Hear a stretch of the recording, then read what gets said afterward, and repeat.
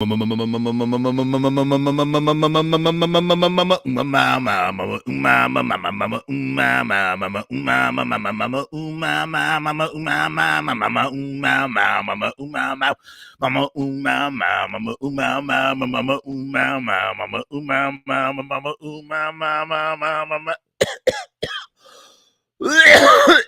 that's not working out. All right, let's stop. Good evening. Hello, how are you? Welcome to tonight's broadcast.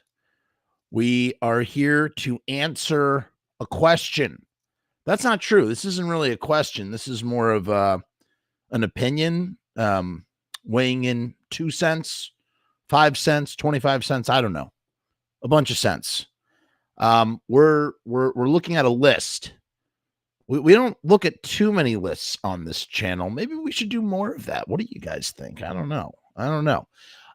This is from Alternative Press. I don't read Alternative Press. I don't know, just not my periodical of choice. I was more of like, I don't know, like a Rolling Stone spin kind of guy, maybe. I don't know. Never really read Alternative Press. However, I saw that they had a list. It came up in my Google feed. You know, that's how I get these articles. You know, the Google algorithm serves me things it thinks I want to read. And the list I got was the 20 greatest punk rock guitarists of all time. These 6-string stars from The Clash, The Bad Brains, Black Flag, Green Day, and more influenced rock guitar playing. And again, just to have Green Day in that title, Billy Joel Armstrong, man, like, I got nothing against the guy, but he is not the first person that comes to mind when I think of the greatest. It kind of already sets the tone of what this list is going to, in fact, be. So, yes, Poison Ivy is awesome. Big fan of Poison Ivy. Let's figure a couple things out before we take a look at this list. I think it's important to set the precedent. Eddie M says 20 greatest punk guitarists. The guy from MDC better be on this list. I don't know who that guy is. Now, we talk a lot about punk on this channel. I mean, we have a show with punk in the title, Pizza Punk, right? I'm not an expert on punk. I like what I like. I know what I know. And what I don't know, I don't know. So, you know, and I have not looked at the list all the way through. So I don't know. I'm going to be just as surprised as you guys looking at this list. Just want to make that abundantly clear. I also think it's important to make it abundantly clear that I don't necessarily agree with this list. I'm not saying that this list is, you know, the list. As a matter of fact, I'm going to definitely insert and subtract from this list. So I might be even a little biased towards some of these players whose music I might not listen to. So I might have to say, hey, full disclosure, I don't listen to this person. I would not put them on the top 20 of all time. I have a feeling it's going to be a very political list. I don't know. We're going to see. Do we have, I see already in the DLW says Johnny Ramone, obviously. I'm sure he did change the whole game. I'm sure he will be there. I don't know. Who's Haggerty? So sorry, Dave Anchovies. Who is Haggerty? I'm not familiar with that. JD says, dab on him, Frumess. Okay, I shall, JD. We'll make that happen. By the way, real quick, if you are a YouTube member or a Patreon member, there is a brand new video up just for you guys. It's not available to the public. It won't be available to the public for some time. It is Late Night Taco Truck Jelly Beans. You heard correctly. I reviewed and consumed Late Night Taco Truck Jelly Beans. I never thought I would see such a thing. And yes, it included a beef taco jelly bean. If you want to know what I think about beef taco jelly beans, go check out those videos. They are up now for Patreons and YouTube members. Thank you so much for your support. Let's see. Dave Anchovy says, oh, that's the guy from Naked Ray Gun, Chicago band. Okay. Ace brings up a great point. Ace, the guitar slinger himself, brings up a great point. Greatest or most influential? That's where it gets kind of muddy. This says greatest, and I think that is a very good that figures heavily into what makes one the greatest of something. So once again, here we are with a quandary, and we need the criteria. So that's something to really sort of take. That's a big takeaway in and of itself. Get your criteria straight before you make a list or you do a which is there more of thing. Because if you don't have all your criteria in place, it's going to lead to controversy. It's going to be hard to decide. And again, I wonder what kind of players that are on this list that are on there for greatest, as in great. What is great? Is great attitude? Is great style? Is great technical proficiency? Those are all different factors for greatness. We have to look at those factors, I suppose. And I guess influential will go in. I would say the 4 factors we're looking at are style, technical prowess, influence, and what was the last one? Style, blah, blah, blah. And attitude. And style and attitude are 2 different things, I think. Thank you. Yeah, right. Ashton and Williamson better be on this list. They both deserve to be on this list. So if neither one of them are on this list, then it's automatically a BS list to begin with. If one of them is on there but not the other one, it's a BS list. Dave Anchovy says he's super distinctive, set the bar in the US.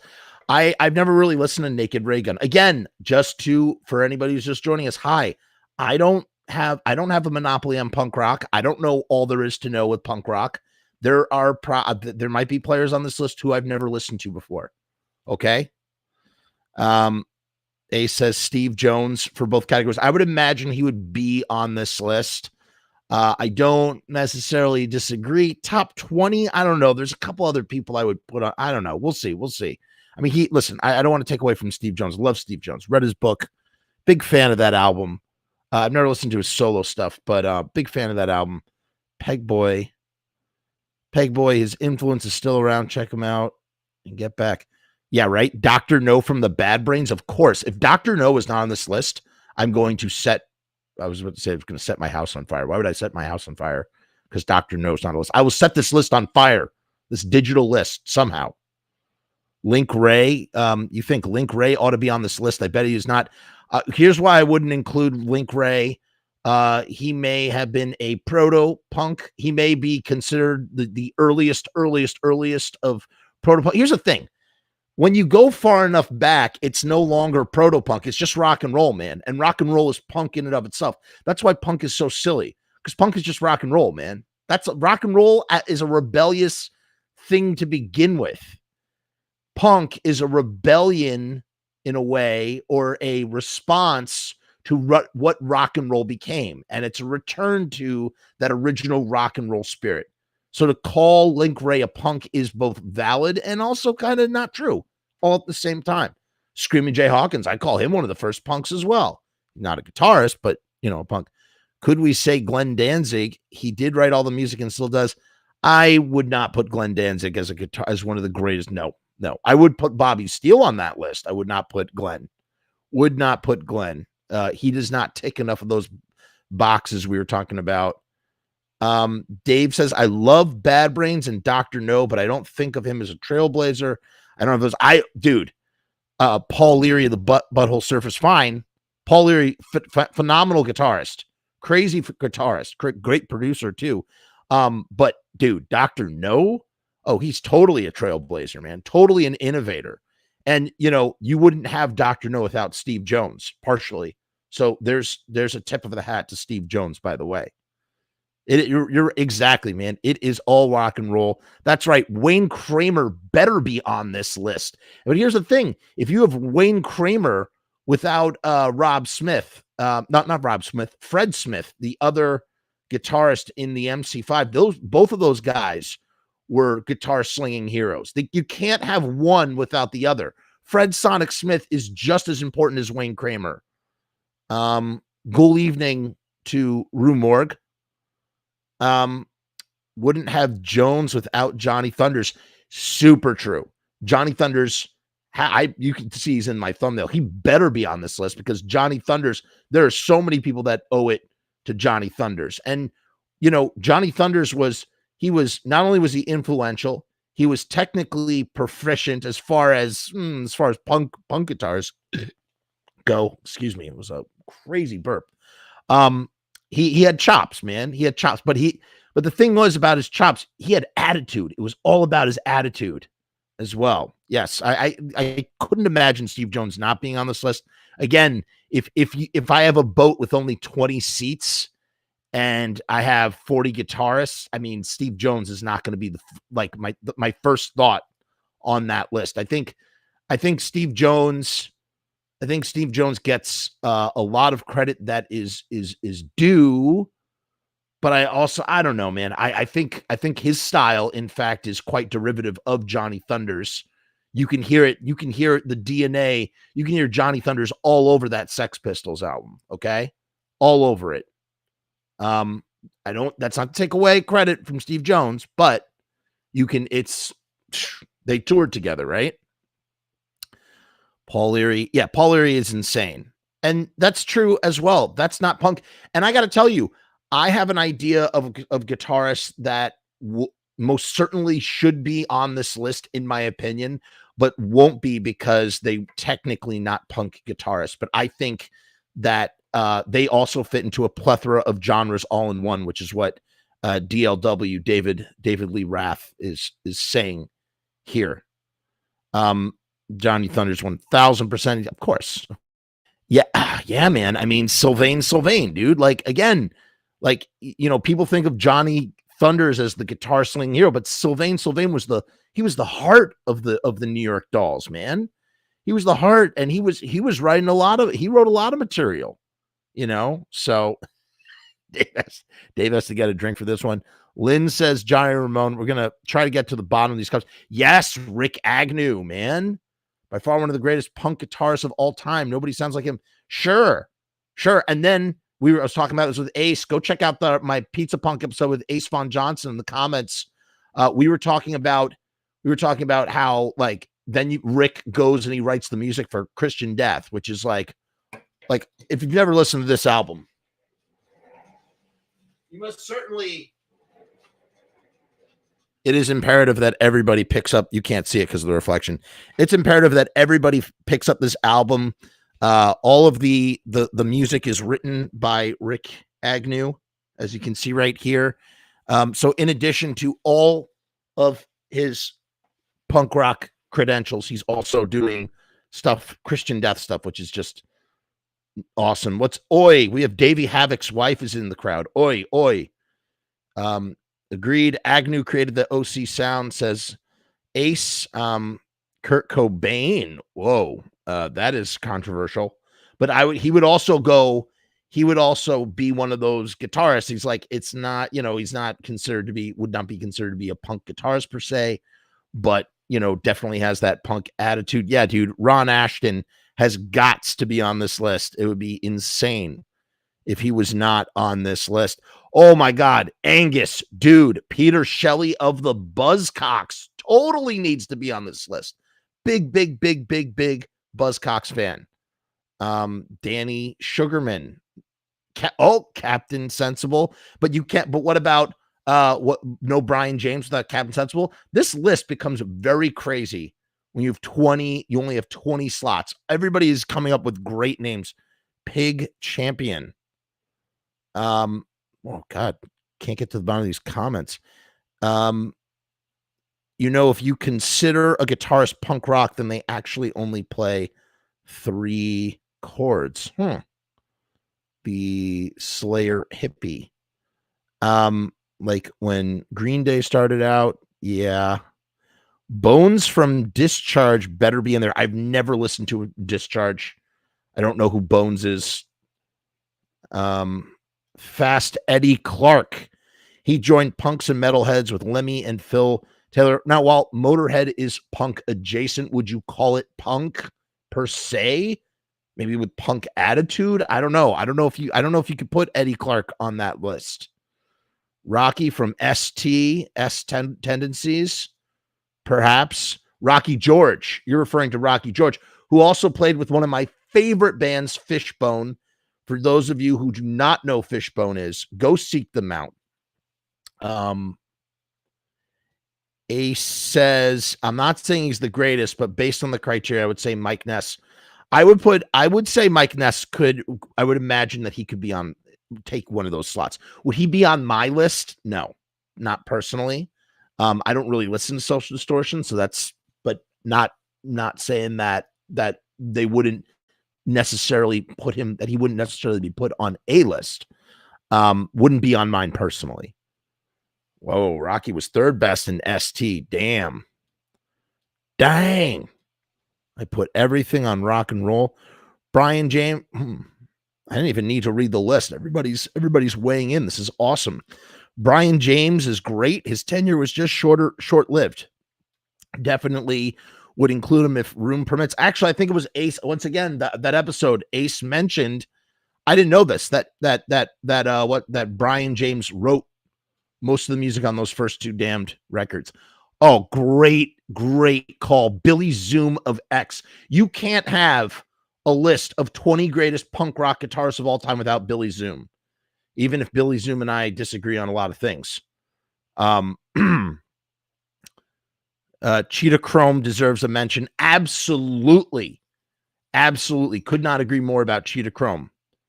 If you listen to not Young, Loud, and Snotty, which is good, seek out the Bomp version, which is younger, louder, snottier. It's the rough mix of that album, and Cheetah Chrome's guitar work is untouchable on it. I don't know if I'd put Tim Armstrong on there. Agreed to both above Billy Zoom and Cheetah. Yeah, man. People don't recognize Billy Zoom, dude. It's just like, oh my God, what he's doing. And you know what's interesting about Billy Zoom? Real quick note about Billy Zoom and John Doe. It's so funny. Usually, and this is a broad stereotype. Usually, it's always the bass player, or relatively, the bass player is always like stays put off to the side. I can think of a dozen bands where that's true, right? Like that's not a false statement there. And it's usually the guitar player, or you'll find a guitar player is more likely to be jumping around or exuding energy and whatnot. And it's inverted in X. You have John Doe, who's tethered to the mic, by the way, because he's one of the lead singers. But you have John Doe just jumping around like a bouncing bean of energy. And Billy Zoom, he has that wide-legged, like sort of Johnny Ramone-esque sort of stance. He just stays in place. It's like he's as stoic as a statue, except for his strumming hand and his fretting hand are the two things that are just nonstop. So the talk about prowess and chops and just, man, that guy's got skills. That guy's got skills. Billy Zoom played with classy Freddie Blassie. He's no pencil neck geek, man. Minor Threat, Lyle Preslar. Punk rock guitarist. I guess I could see Lyle being on the list. Sam wants Ace Von Johnson to know that he rules. I agree. I think Ace Von Johnson rules as well. A green chair says might cause debate, but I would include Keith Levine. I'm so sorry. Please enlighten me. Who is Keith Levine? Again, I don't want anybody like, well, you don't know who that is. Dude, I don't know everything. Come on. Just tell me who it is. I don't know. Maybe post-punk or whatever you call it. Robert Smith. Okay. In an X movie, Exene says it is XEY that Billy Zoom just stands there. Yeah, dude, he just totally does, man. He totally does. A lot of Ace love in the comments. Who is Keith Levine? That's Public Image Limited? That guy? Huh. Clash, sure. Also PIL. Guys, we're throwing the kitchen sink into this thing here now. Rue, Paul Leary was mentioned. Paul Leary has come up. It's also been determined that Paul Leary is punk adjacent. that the butthole, I can't say that word on YouTube, probably going to get in trouble for that. The BH Surfers are more like punk adjacent than they're more their own genre. Cure was punk for years. He had a good sound. I wouldn't, yeah, but come on, top 20 punk guitarists. I don't know. Like I said, I'm going to do my own, not my own list, but I'm going to insert people who would be on mine. BH Surfers. That's right. That's we got to keep it squeaky clean. There's squeaky clean as possible on the channel tonight. Okay. Should we go into the list, guys? Instead of let's stop for a little bit. Let's go into this list. Here we go. The hype about punk rock has always been that anyone can do it. This is true. Oh, Doyle, that is a controversial choice. You can't listen. I don't want to take away from Doyle's. Doyle clearly can play guitar. A lot of people claim he can't. I've talked about this endlessly on the channel. Doyle clearly has his own chops. Doyle is a great rhythm player. But would you put, if you have 2 slots on the 20 greatest punk rock guitars of all time, I'm going to give it to Bob. I would give it to Bobby over Doyle. That's just me personally. Love you, Doyle. Yeah, D Boon must be on this list, dude. D Boon is awesome. Bernard Sumner, maybe. Kind of boils down to Dave Brock with Hawkwind. Listen to Space Ritual as well. He Who Cannot Be Named from the Dwarves. Yeah, you got all those then you got all those like 90s punk bands too, like just tons of them, like the, all right. Stole my thunder, Anchovies. I like that. Dave Anchovies. That's a great last name. He says, as a player, yes, Bobby over Doyle. As far as image and legacy at this point, Doyle. You're not wrong. As image and legacy. I don't know, but I guess that would be a point of criteria that we have not mentioned. Bob Mould from Husker Du. Okay. All right, guys, I'm ignoring the comments now because we're never going to get into the list if we don't. We're never going to get into this list if we don't.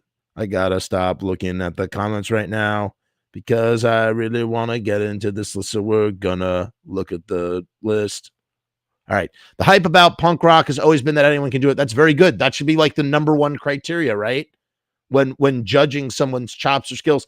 This has resulted in misguided notions that musicianship is absent from punk. Truth be told, you only stand out in this scene if you can really play. Nothing grates eardrums harder than a punk band with no chops. That is true, but at the same time, look at Johnny Ramone. Johnny Ramone, he could play, but we know that Johnny Ramone didn't do the solos on the Ramones albums. That was not Johnny Ramone. It was Mickey Lee or Daniel Ray or Walter Lure. Okay. So there you go. Greg Henson. Man, he's a phenomenal guitarist. Ernie Sumner doing Warsaw in Joy Division is as punk as it gets. I've never listened to that Warsaw album. I love Joy Division. I've never sat down. I know that kind of predates those other 2 albums, right? This is, by the way, this is from March 16th, 2022, and the author is not mentioned. There's no mention of an author. That's terrible. We cannot accredit this. Okay. Oh man, I see there's they have a mix. Alternative Press presents the 20 greatest punk rock guitarists of all time. We're going to skip over that. We don't want to see them. Guitarists are especially under scrutiny. Yes, the basis of any great band is the drumming. The beat has to be solid, but the electric guitar is punk's sonic signature. Well, what about vocals? What about vocals, man? So not only should you be skilled, but you need to distinguish your sound in a world marked by distortion and maybe have some individual ideas as well. With these considerations in mind, here are 20 of punk's greatest guitar players. Please enjoy our custom playlist as you read about what makes all these six stringers unique. We're going to skip over that so we can't see it. Okay, right off the bat, we have Johnny Thunders, of course. And I see Steve Jones is there. So there we go. Johnny Thunders and Steve Jones are both on the list. Johnny Thunders, Claim to Fame, New York Dolls, Heartbreakers. Johnny Thunders solo, Signature Move. Johnny Thunders might be the definitive punk rock guitarist. That is a pretty accurate statement, I would imagine, actually. Sure, he had his forebears. He combined the Chuck Berry school of bent note lead guitar with the filthy ranch of Keith Richards, as well as a few of his tonsorial and sartorial cues. Ooh, fancy words. Then he coated it with unstable harmonic overspill emanating from the MC5's amplifiers. His raw power chords with those barbed wire blues guitar breaks become the punk guitar primer. Most everyone on this list owes Thunders everything, including the importance of Gibson Les Paul Jr., rock's perfect raunch machine. I got to tell you, first of all, I just want to commend whoever wrote this, because whoever wrote this is a really good writer. Let me clarify. Whoever wrote this really knows how to write about music, has a real musical vocabulary, which I really appreciate. So that's great. Best heard on New York Dolls, the self-titled album, LAMF, which is Like a Mother Effer, and So Alone. Yeah, dude. All right, I'm all about that. And let's also pay tribute to the almighty Johnny Thunders and the fact that every band that came out in the 80s, all the 80s, hair metal and glam metal and all that stuff, everybody took a page out of either Johnny Thunders' book or the New York Dolls book, all of them. And so the fact that the New York Dolls are not in the Rock and Roll Hall of Fame for their impact on the decade to come, a decade where record labels made millions and millions and millions of dollars off of a template, or at least a foundation that was started by Johnny Thunders and the New York Dolls, it's a crime. It's absolutely a crime to me personally. Okay, next up is Steve Jones. Okay, guys, so we did get Steve Jones. Is it Steve Jones essentially played on one super seminal iconic album? And yes, there's a lot of other Sex Pistols stuff. There's box sets and bootlegs and outtakes and things. And he played in the Professionals, and yes, he released 2 solo records in the late 80s. Do those things qualify? Just that one album, the impact of that single album. Well, if James Williamson is on this list, and James Williamson's contribution is raw power, one album, I would say that Steve Jones' contribution of one album would be just as valid, especially considering how impactful that record, Nevermind the Bollocks, is a very, very impactful record, right? It was a super duper influential record. Steve Jones' claim to fame, Sex Pistols and Professionals. I got to stop saying words that will get me messed up on YouTube. Signature Move. Steve Jones stands as the intersection of Thunders and heavy metal. Really? And heavy metal? Please, guitar players, is that true?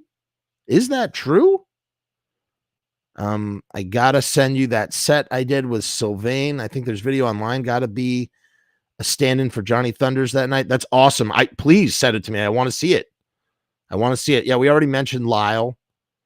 The impact of Nevermind the Bollocks. Absolutely. Paris Mayu was the first episode of Pizza Punk on this channel. Go look at the Pizza Punk. We have Paris Mayu has been a guest here on the channel. We love Paris. He's great. Check out his new band, Agros. He's got a band called the Agros. It's like a instrumental based project. He's making these really elaborate, cool music videos. Very happy for him. His solo albums were hard rock. I think we're still talking about Steve Jones here. The best version of Beside You by Iggy Pop has Steve Jones playing Raw and Beautiful. That because he played on the Instinct album. Steve Jones, and co-wrote songs with Iggy, which kept Steve Jones afloat at a time where things were kind of rough and haggard for him. Right, that's right. He was in the 90s. He was in a band called Checkered Pastard, which was quite metal sounding. Okay, that's what it is. Yes, he mentions that in his book. And it was a bit of a super group, right? Checkered Past. In any case, his chords were the crunchiest this side of Black Sabbath. So whoever wrote this is a guitar player, because they're using guitar language that, frankly, I mean, I understand some of it, but some of it maybe I don't. Some of it might go over my head. He says, so the chords were the crunchiest this side of Black Sabbath. His lead work was Thunders-esque, and his tone, yeah, for sure, Thunders-esque. You can hear on the neck when he's doing those little notes, those like Bobby Steele does it on Horror Business as well. At the end, I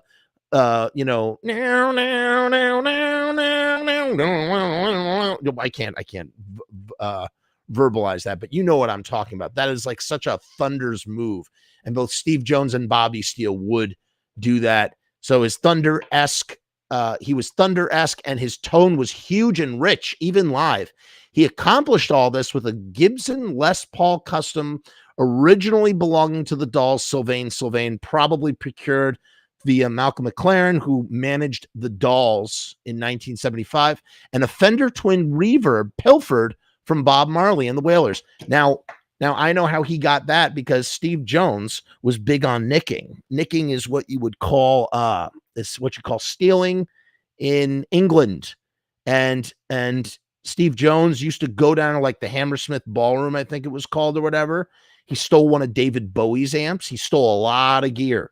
And I guess one of those gears he stole was belonged to Bob Marley and the Wailers. He used no pedals, save for a phaser, on Anarchy in the UK. It was all down to Jones's hands and the massive thick overdrive of that twin, pushed by the Gibson's humbuckers, with every dial on the amp at maximum. I got to tell you, I'm really enjoying reading this dude's language. He really gets it. So was that a big deal that Steve Jones was not using pedals for that sound? Most guitarists using pedals all the time, that sort of thing. King Buzzo. Yeah, Keith, I would say King Buzzo is punk adjacent, but definitely a phenomenal finessed player for sure. When it comes to metal and punk, I know that Steve Jones played on Megadeth's cover of Anarchy in the UK. Just thought I said that.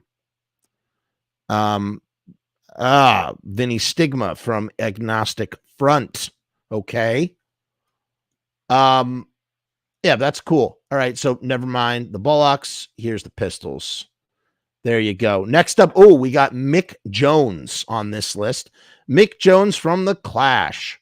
Man, I don't think of Mick Jones as a guitar slinger in that kind of way. I don't like. I know that The Clash, and I have all the Clash albums, and I've listened to them. Listened to Sandinista and Give 'Em More Rope and London Calling, of course, and the self-titled. But I don't, man. I guess, I don't know. I just don't think of them in that way. When I think of The Clash, I think of them as this cohesive unit. Not any which one sort of stands out. I guess maybe Joe Strummer would stand out. But you don't think of Joe Strummer as a guitar player. You think of him more as a frontman vocalist who did play rhythm. Yeah, so I guess that makes Mick Jones is that guitar engine, right? He's the engine. I don't know. I don't know if I'd put this on my list. I don't know. Mick Jones is where punk meets the skilled musicality of Mick Ronson, David Bowie's first guitar hero and secret weapon. From the Clash's slash and burn early days, Jones decorated his brutal chord work with a lyrical lead guitar approach. Ooh, I love that lyrical lead guitar approach.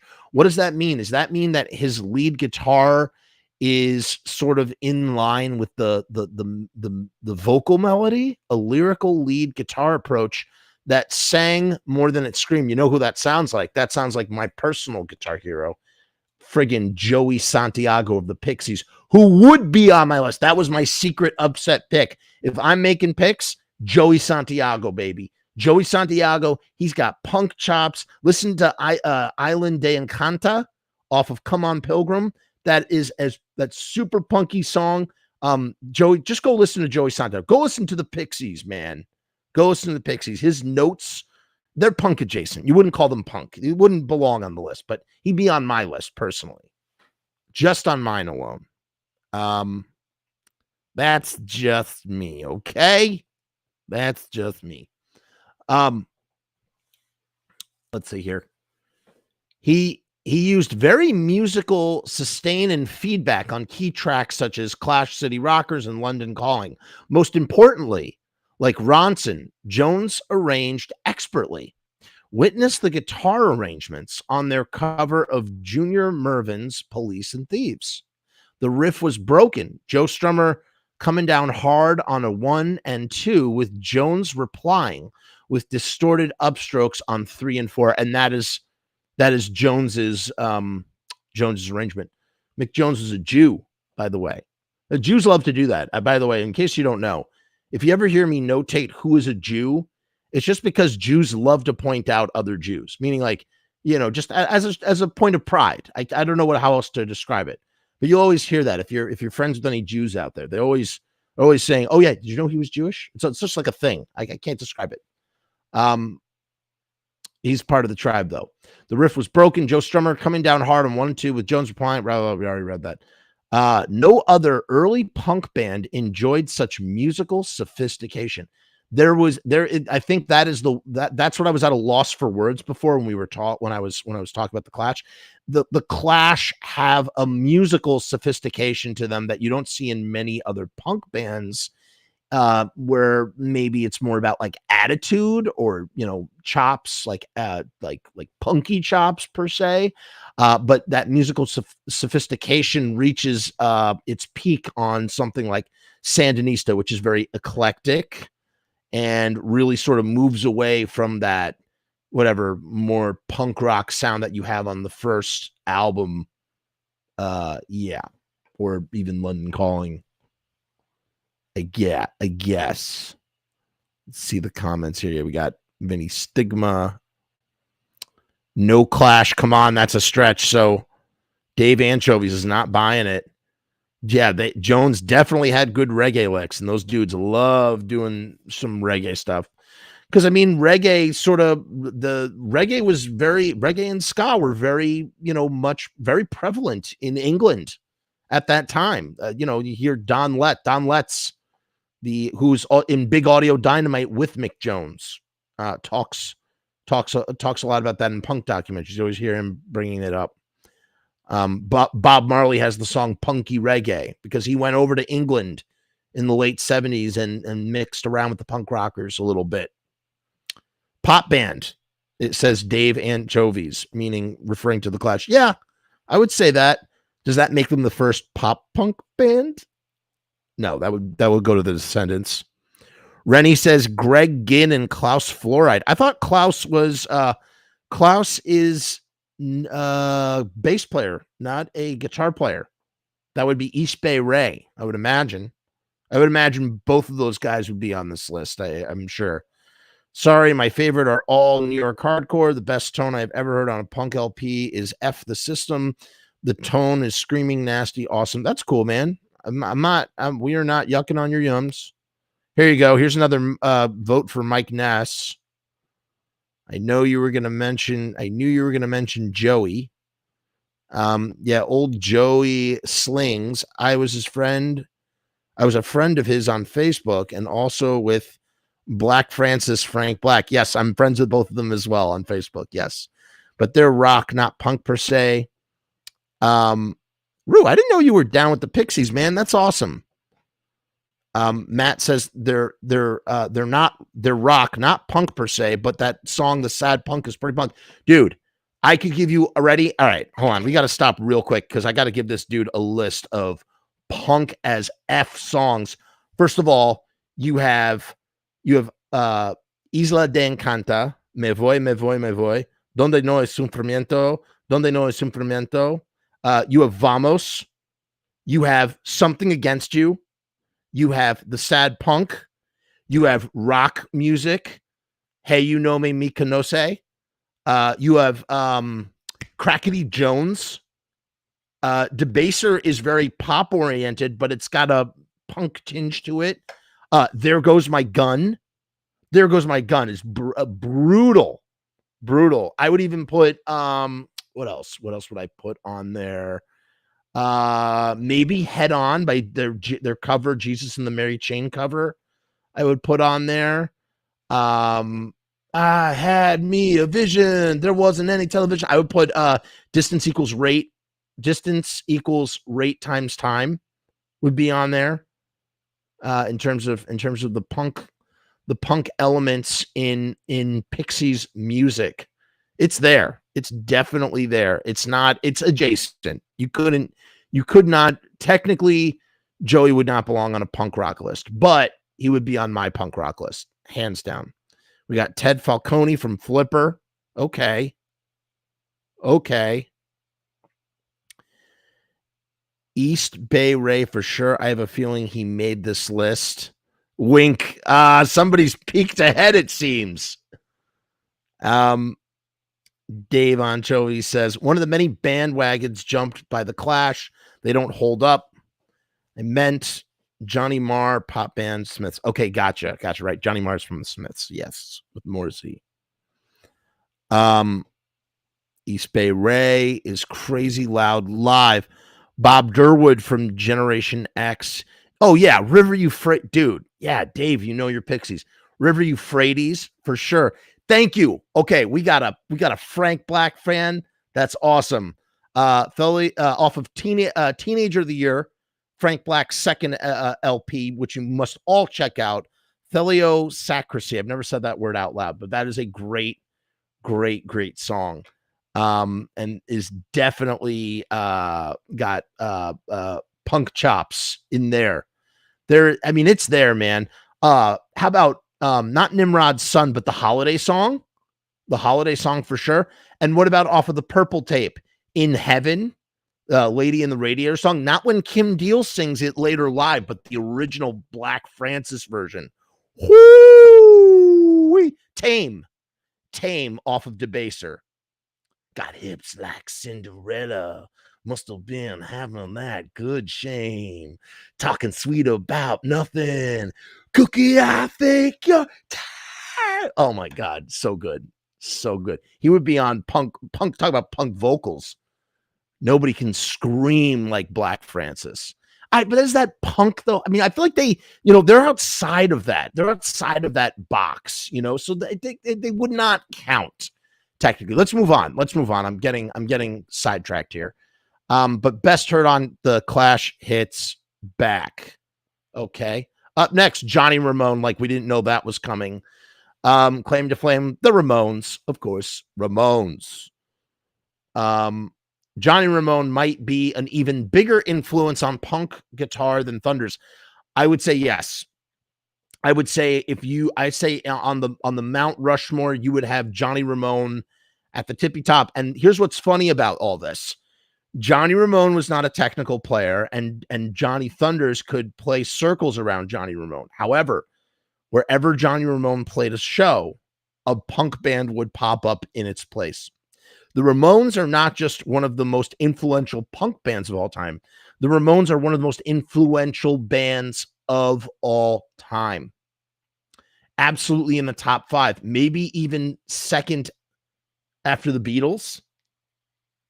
For all those people out there who hate the Beatles, the Ramones, the influence, the musical impact on all music because of the Ramones cannot be understated here at all. You look at every single alternative niche genre, all of it comes back to the Ramones, which in turn traces its lineage back to the Stooges and the New York Dolls and the MC5. So there. Yeah. See, you have David, he's saying Johnny was a bigger influence on metal as well. Sure. Absolutely. On U2, on Metallica, on Megadeth, on Motorhead, who wrote a song called Ramones, My top picks. Matt Johnson's my top picks are Captain Sensible, Greg Ginn, Johnny Ramone, Brian James, D Boone. Great picks. Great picks. All valid. All valid for a top 20 list for sure. And then here's the thing. Yes, this is a big controversy. Would Thunders even consider himself a punk guitarist? There are a lot of, especially like that older generation, that generation who's all on Facebook. They're all on Facebook. They're all in these groups. If you call Johnny Thunders a punk guitarist, they will all like just read you the riot act. He's not a punk guitarist. He was a rock and roller, blah, blah, blah. Like, listen, the bottom line is Johnny Thunders was in the punk scene. He played with punk bands in New York City. He was on tour with the Pistols. He comes from the New York Dolls. Even if their music is really just raunchy, raw rock and roll, their punkness comes from their attitude and the company they kept and the people they influenced. You know what I'm saying? So maybe he wouldn't consider himself a punk guitarist, but is he a punk guitarist? Of course, man. I did not say Broken Face. I got a Broken Face and also Break My Body. Break My Body and Broken Face both would also be on this. What about Tony's Theme? This is a song about a superhero named Tony. It's called Tony's Theme. That dude, there's so much punk on Surfer Rosa, man. So much. More influential than the Beatles. I don't know about that. That is a difficult, nuanced conversation to have, but they are definitely right up there. They're nipping at the Beatles' ankles.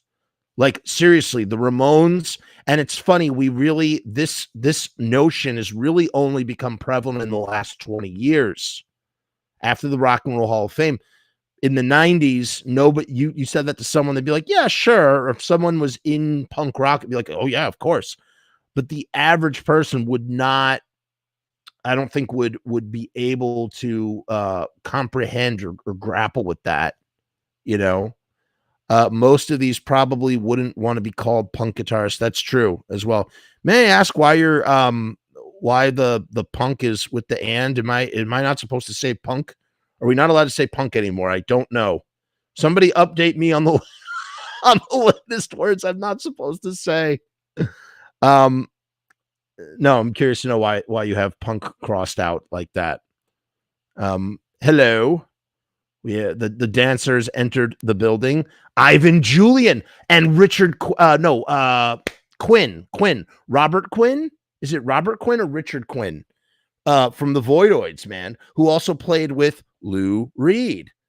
Phenomenal guitars. That the Blank Generation, guitars on the Blank Generation cannot be understated. If you've never listened to that album, it's awesome. I think it's Robert Quinn is his name. Robert Quinn. Correct me if I'm wrong. Let's look. Yeah, Robert Quinn. That was him. Phenomenal player. Richard Hell's Secret Weapon, along with Ivan Julian, both good. Johnny Ramone would not call himself punk. Yes and no, because when you look at Ramone's interviews, like in the 70s, they go, yeah, I guess they were very lackadaisical about it. Punk is just rock and roll. But I think if you were to talk to Johnny Ramone in like the year 2002 or something, he'd be like, we were one of the forefathers of punk rock or punk, blah, blah, blah. Well, he did shoot H2. Who? Thunders or Johnny Ramone? I think Johnny Ramone's I think he was done with that by the time the Ramones came around. What's up, Crazy White Boy is in the house. Crazy White Boy, you are down with the Pixies as well? I love all these Pixie fans in the comments. It's great. And if you don't listen to the Pixies, check them out. My highest recommendation to start yourself off with Doolittle. Really, you could I would say start yourself off with Surfer Rosa, Doolittle, or Come on Pilgrim. Trump Lamond and Bossa Nova are more acquired tastes. Equally as great. I love them all. I love all 5 albums, but I would start with one of those 3. My first record was Doolittle. East Bay. Frank Black was very into Angst. SST, not very punk band, but great. Yeah, he was also into Husker Du and Iggy Pop. Frank Black had a lot of punk influences. I met Tony. Look up people eating tacos. That's the same. Are you talking about Tony, like as in Tony's theme? That was based on a real guy? Not really, Angus. Johnny said that he wrote the book on punk. If he drove a Cadillac, it was punk. His words, not mine. Punk K. I don't know. I don't understand again, I don't want to upset anybody. I just don't know why, if there's a reason behind blocking out or not spelling punk the full way. No issue here. Robert Quinn. Yeah, dude. Just a solid cat. Truly. Yeah, everybody knows. Everybody knows. I just do it. I just do that because the word is overused. Okay. All right, cool. Glad to hear that. I thought you were going to be like, oh, well, you can't say it because blah, blah, blah, blah. And again, just, I always like to be informed. I don't want anybody barking down my neck. Johnny is the reason why I picked up the guitar. Johnny has been, without a doubt, a major influence on many bands. Very true. Very true, Rue. New York Dolls were totally punk. Yes, they were. Dude, Richard Hellman. Pat Schmier. I got to see Pat with the reformed Germs. It was interesting. At Reggie's, I saw the surviving Germs with the guy who played Darby Crash in the movie What We Do Is Secret, along with the Germs, the rest of the Germs, doing a Germs set. It was interesting. Punk style guitar was a 1960s garage rock invention. Now, that is another whole conversation that we're not going to get into right now, because it's like, that is literally a whole other tree that's growing out of a tree, in that this whole time, before punk or proto-punk was even a thing, you had the 60s garage rock explosion. You had the Sonics, you had the Seeds, you had all these bands that had this crazy guitar sound that was very punk-esque in the 70s. In the same way, in fact, that you have Thunders and the 80s hair metal that would come a decade after, in the 80s. So Richard Hell has written a bunch of books. We're getting really off topic here. Andy Gill. Yeah. The Sonics, man. All about the Sonics. Sorry, these comments, you guys. Good future. We're going to do the Pixies. Someday we're going to do a deep dive on each album, because they are just my favorite. I've seen the Pixies 8 times since 2005. They're just one of my favorite bands. There is Tony is Joey's nephew. Oh yeah, they have a huge family. When he was little, he loved superheroes. I did not know. So that's what Tony's theme is about. I did not realize that. Listen to the guitar simplicity of the Trogs. I Want You. That's punk, I think. Great song.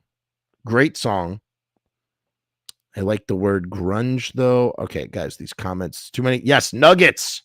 Nuggets is great. I saw a bunch of the Nuggets artists at Little Steven's underground garage rock festival. Chocolate Watch Band. Hold on. Bo Diddley was there. That was cool. He's not garage rock, or Joey's cousin. He rang me up at Target and saw my Pixie shirt and told me he's an autistic artist. He's somewhat known online. I did not know that. Yes, there is a Trogs cover on Danzig Skeletons.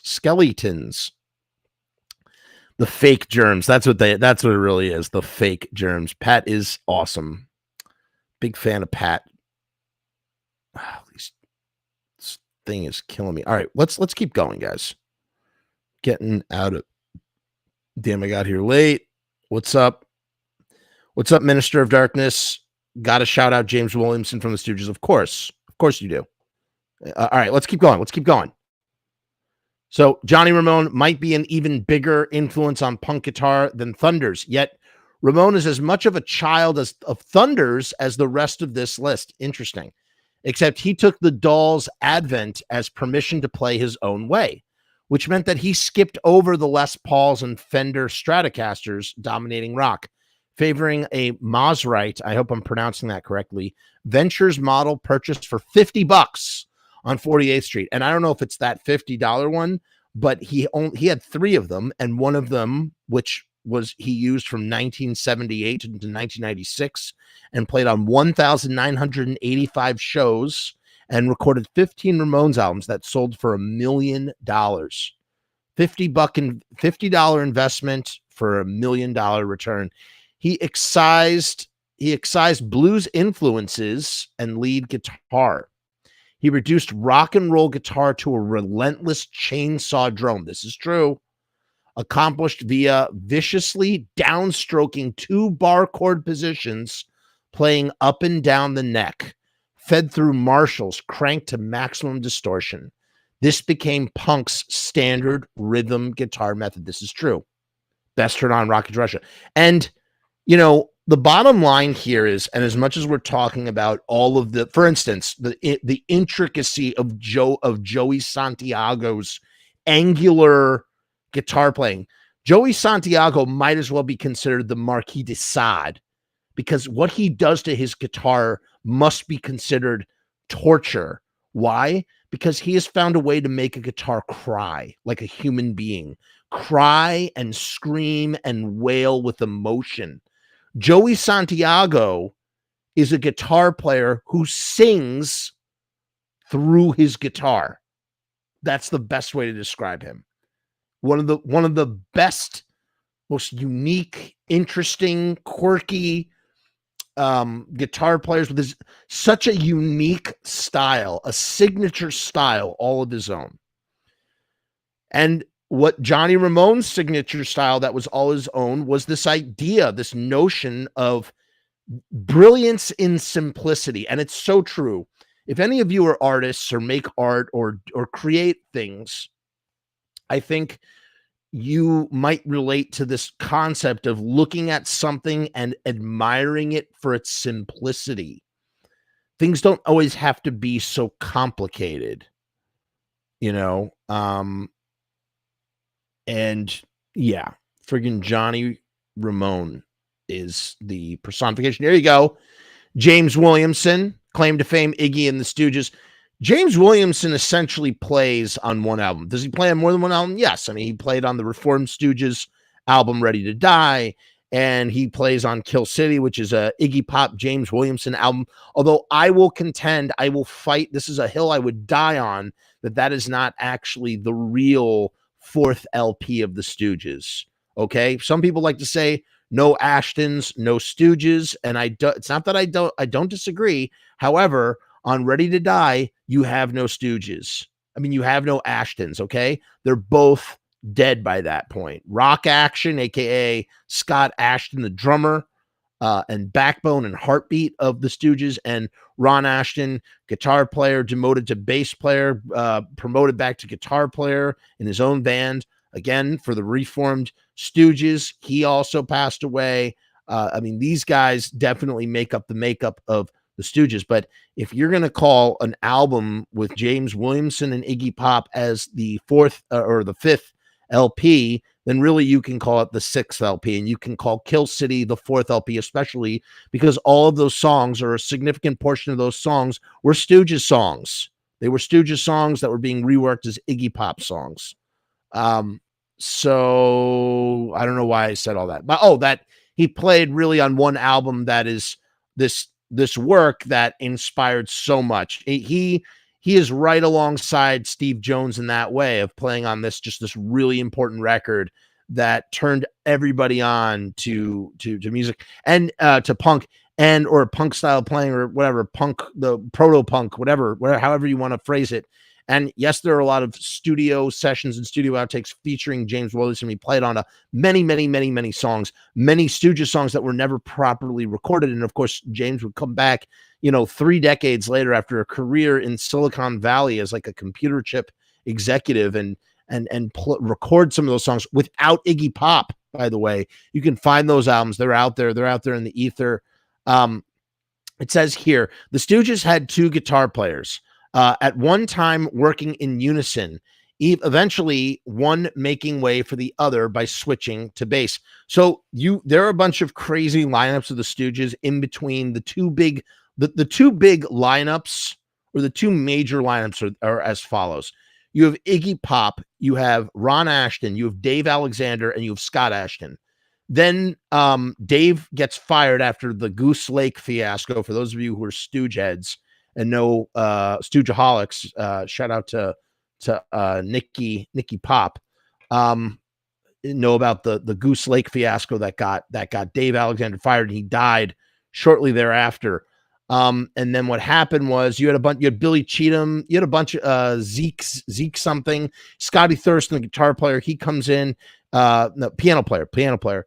You have all these different players, and then really the lineup reforms, because what happens is the Stooges kind of dissolve, and then Iggy Pop and James Williamson go to England to sign on to Main Man, which is David Bowie's label. And they're basically going to start either a new band or a new version of the Stooges, right? And then what happens is, who do?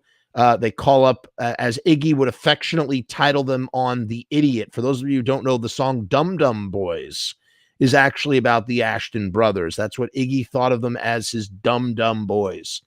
And funny enough, it's the Sales brothers who play on those 2 Bowie-produced German albums. Lust for Life, the most iconic, famous Iggy album of all time, and The Idiot, both produced by Iggy Pop. You got Tony Sales and Hunt Sales playing bass and drums on those albums. So Iggy had a penchant for these brother rhythm sections. They bring the Ashtons over. Ron is demoted to bass in his own band, and he's great on Raw Power. Don't get me wrong. But it always was a thorn in his side. It never sat well with him, ever. And then, he had bands, they had Dark Carnival and some other stuff. And then eventually when the Stooges reformed, they didn't play any Raw Power songs with Ron Ashton on guitar. When Ron died and they brought James Williamson back into the fold, then the Raw Power songs came back out. I got to see the Stooges twice, both with Ron Ashton.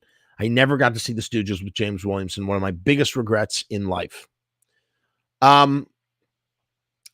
So original 6-string Stooge, Ron Ashton. So this is really insulting here. The fact that James Williamson is on this list, but you don't have, it should be James Williamson and Ron Ashton. You cannot notate one without the other. I will not stand for this craziness. This is crazy here. Okay. So I'm going to fix this right now. It's James Williamson and Ron Ashton. Original 6-string Stooge, Ron Ashton, learned on the job and reduced rock guitar to a series of drones blasted through what sounded like the world's biggest fuzz box. I think really what he's referring to is, off the Stooges, the first LP, the self-titled LP, it's really, really like that. Not at all on Funhouse, but on that first record for sure. But James Williamson pushed the fervid, violent 60s guitar heroics of the Kinks, Dave Davies, and Jeff Beck in his Yardbirds period, and then made them more intense with his sick chords and spastic, gibbering leads. Pushed through a mountain of tube distortion, Williamson created a future. I agree with this. It was a futuristic sci-fi blues style all of his own. It's true. And few have equaled him, and none have surpassed him. I will say this. Cheetah Chrome comes pretty close. Cheetah Chrome is a disciple of the James Williamson school, and you can hear it. You can hear it very, very well on Younger, Louder, Snotty, or Young, Loud, Snotty, whatever you want to call it. If you really want a great example, it says best turn on Raw Power. If you want to hear the prowess, if you want to hear the chops, the energy, the intensity, the chaos, the magic of James Williamson, you need to listen to Death Trip on Raw Power. If you've never listened to this song, listen to Death Trip. Williamson sounds like he is strangling his guitar. He's strangling the notes out of the guitar, wringing them out like a sponge. And the guitar, once again, is speaking, just like with Joey Santiago, except the guitar is possessed and speaking gibberish, just like going crazy. The notes that he is pulling out of this guitar on Death Trip. Go check it out. Go check it out. Poison Ivy, baby. There you go. So for those who were clamoring for Poison Ivy, she is on here with the band, the Cramps, of course, the Cramps. The Cramps are one of those bands that are just so beloved. They are so on their own separate branch of the tree, very much rooted in rock and roll and all of that 60s garage stuff that was mentioned earlier. All rock and roll from the 60s going into the 70s was based on Chuck Berry at the exclusion of any other influence. Cramps leader guitarist Poison Ivy told Guitar World, so even though we love Chuck, we decided to do everything we could to not have that influence. Instead, Punkabilly's Queen concentrated on Link Wray's monumentally distorted chords. So there you go. We got a Link Wray mention here. The invention of fuzz, really, right? Dwayne Eddy's big banging single notes and abuse of a whammy bar, fuzz, reverb, and tremolo. It distinguished Ivy amongst a universe of pseudo thundersites, Chuck burying their way across their fretboards. That's true, man. That is so true. They are like, that sound is like the anti-Berry, even though they love Chuck Berry. And you can definitely hear it. You can hear it on The Human Fly for sure. And it's like, yeah, it's like channeling Link Wray. I like that. I like that a lot. Let's see what the comments say. There's too many comments to get to all of them. Oh my God. Where did we leave off? Oy vey. Glockenspiel. Whistle Bait by the Colin Kids is more punk than anything in the 60s. I actually discussed Williamson versus Ashton and Sensible versus James with the great Jade Mascis. Jay Mascis of Dinosaur Jr. It for some people, not for me personally, but for some people would probably be on this list. Williamson is one of my favorite guitarists. His guitar work on Raw Power is amazing. It is. It's phenomenal. Kill City is a great album for sure. For sure. Thank you to Bomp for putting that out, right? I prefer Williamson, but I love Ashton for his stories in PKM. Yes. Now that's something that you gotta put the one in for the eye. I got PKM literally right off screen right here. Right here. I got this Joey Ramone. This is my Joey Ramone skeleton singer. And here's my copy of PKM right here. This is a phenomenal book. Everybody should read it. It's funny. I was trying to get, I spoke to Legs McNeil for about 45 minutes on the phone, trying to convince him to do a show on my channel. And I could not, it did not work out. But I tried. Could you imagine a Legs McNeil show on this channel? It would have been amazing. Did not happen, but it would have been amazing. Joe Biza won't make this. Remind me, that name is super familiar. What band is he from? Scott is barely on Ready to Die. Maybe he plays on one track. They have another guy in there. I'm telling you. You can't call that an Ashton album at all. Maybe one or two tracks at most. Greg Ginn was on my list, but he solos like John Mayer. I mean, which is funny because John Mayer plays with the guys in Grateful Dead, and Greg Ginn is a huge Grateful Dead fan. The Saints are still underrated. Love the Saints. Love Stiff Little Fingers too. Link Wray equals power chords. Okay, thank you for that. Did not realize that. Ivy is so underrated. She is rarely mentioned in these types of lists. It's true. And I'm glad that she's getting the love that she deserves. PKM and We Got the Neutron Bomb. So We Got the Neutron Bomb is the West Coast version of PKM, another oral history. It's good. It's not, I think PKM is the best one, but both are mandatory reading. I agree.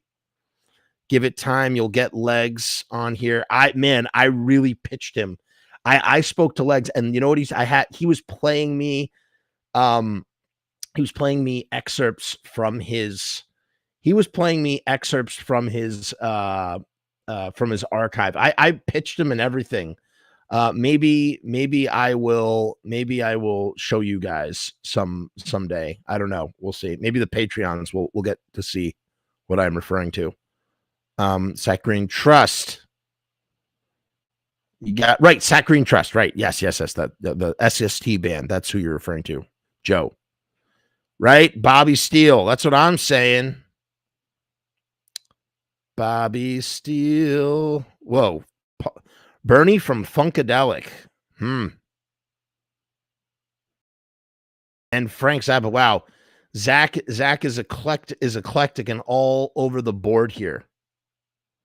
Also read England. I've never heard of England Streaming. I'll check that out. Speaking of Frank Zappa, welcome to St. Alfonso's Pancake Breakfast. Where I stole the margarine. Yes, it is Bobby's birthday, guys. Happy birthday to Bobby. Bobby is running a GoFundMe right now. Him and Diana could really use the support. So if you have a couple extra bucks and you want to top Bobby off on his birthday, go check out his GoFundMe. The link is on the Lodi page on Facebook. I'm not going to pull it up right now, but please take a moment to go check that out if you get a chance. Happy birthday to you, Bobby Steele, and thank you for everything that you've done or contributed to. Okay, here we go. From Nashville, PUSSY. What? You're going to put that band on this list? I mean, come on. I've listened to one of their albums. I don't think of them as punk. Okay. I think of them as, I don't know, hard rock. That is nutty. That is nutty.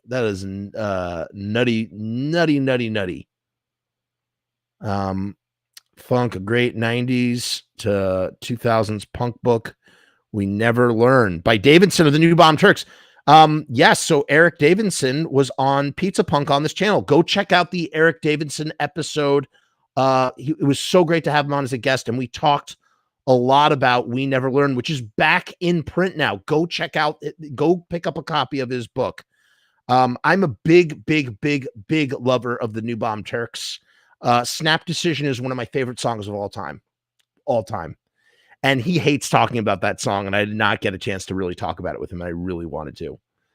I still think Johnny Ramone is number one. Bobby Steele's a close second. Bobby Steele definitely would be, I think Bobby would be in my top 20 list.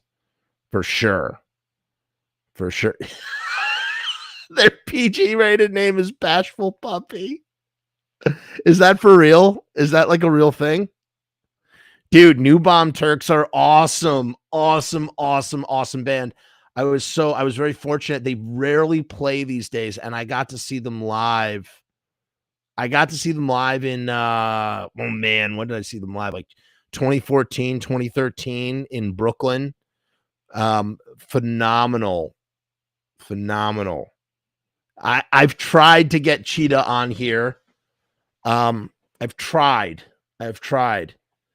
He didn't say no, but I've tried. I do have a very big guest coming on the show. That show is going to be huge. I keep talking about it because I really want it to happen. That's so funny. Bashful Puppy. That's the name of their IG account, their Instagram account. That's hilarious. That is so sticky. And you know what else is sticky? Stickers, like Riot stickers. Did you know, guys, we're sponsored by riotstickers.com, and we have a very special event.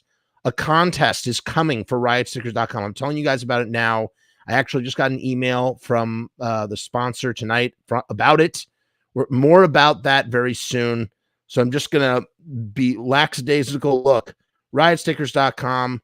We're running a promotion. The deal is in the comments. Link is in the description. 50 stickers for $29.50, which is 50% off using the promo code Frumess. Check it out. We love Riot stickers on this channel. Let's play the song by the Less Than Jake guy real quick, because that's what we do here on the channel. We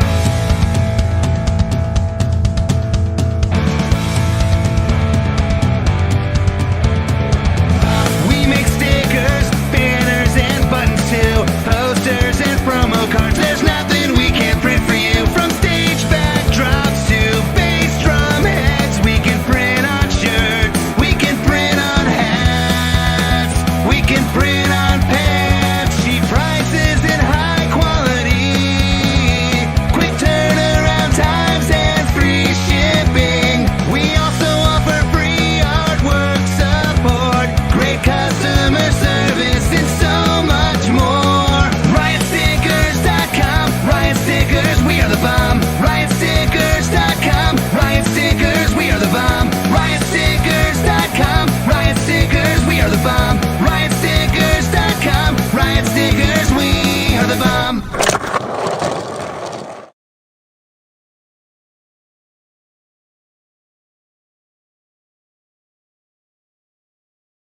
Riot stickers. Okay, there you go. Where were we?